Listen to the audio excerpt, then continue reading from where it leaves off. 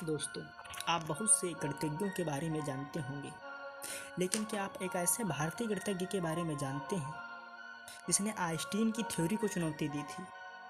जब सारे नासा के कंप्यूटर ठप हो गए थे, तब इस आदमी के दिमाग से दौड़ा था मिशन, जिनका लोहा नासा ने माना था। उन्होंने जी थी अंत में गुमनाम जिंदगी।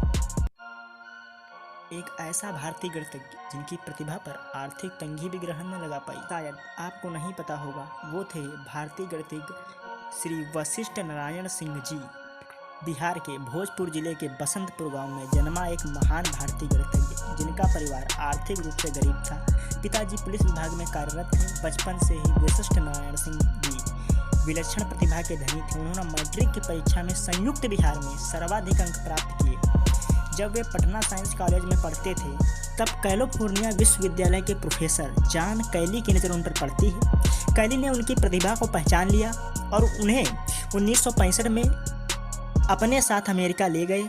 सन 1969 में उन्होंने कैलिफोर्निया विश्वविद्यालय में मैथ में पीएचडी की और वाशिंगटन विश्वविद्यालय में एसोसिएट प्रोफेसर बन गए। प्रोफेसर बनने के पश्चात उन्होंने चक्रीय समष्टि सिद्धांत प्रतिपादित किया और संपूर्ण विश्व में प्रसिद्ध हो गए। उन्हें लोग वैज्ञानिक जी के नाम से बुलाने लगे। वशिष्ठ नारायण सिंह ने आइंस्टीन के सापेक्ष सिद्धांत को चुनौती दी थी। उनके अनेक कारनामे विश्व में प्रसिद्ध हैं, जैसे नासा में अपोलो की लॉन्चिंग से पहले जब 31 कंप्यूटर कुछ समय के लिए बंद हो गए, तो उनके कैलकुलेशन के आधार पर अपोलो की लॉन्चिंग हुई।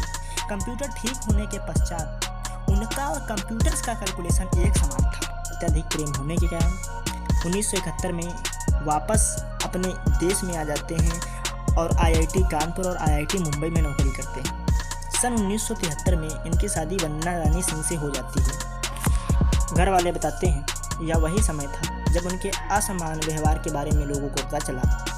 उनकी भाभी प्रभावती बताती हैं, छोटी छोटी बातों पर बहुत गुस्सा हो जाना, पूरा घर सर उठा लेना, कमरा बंद करके रात दिन तक लगातार पढ़ते रहना, अर्थात वो डिप्रेशन के शिकार हो चुके थे।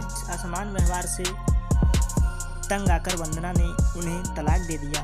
यह वशिष्ठ नारायण के लिए एक बहुत बड़ा सदमा था। भाई अयोध्या सिंह कहते हैं, भैया बताते थे कि कई प्रोफेसरों ने उनके शोधों को अपने नाम से छपवा लिया।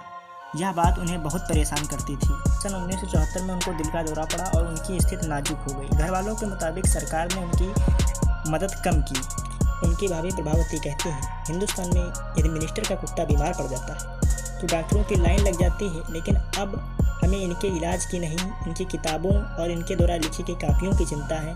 बाकी तो यह पागल खुद नहीं बने, समाज ने इन्हें पागल बना दिया। आइंस्टीन को चुनौती देने वाले ऐसे भारतीय गणितज्ञ अंत में गोलोकवासी हो गए। कमेंट सेक्शन में जरूर बताएं कि आपको इससे पहले ऐसे भारतीय गणितज्ञ के बारे में पता था।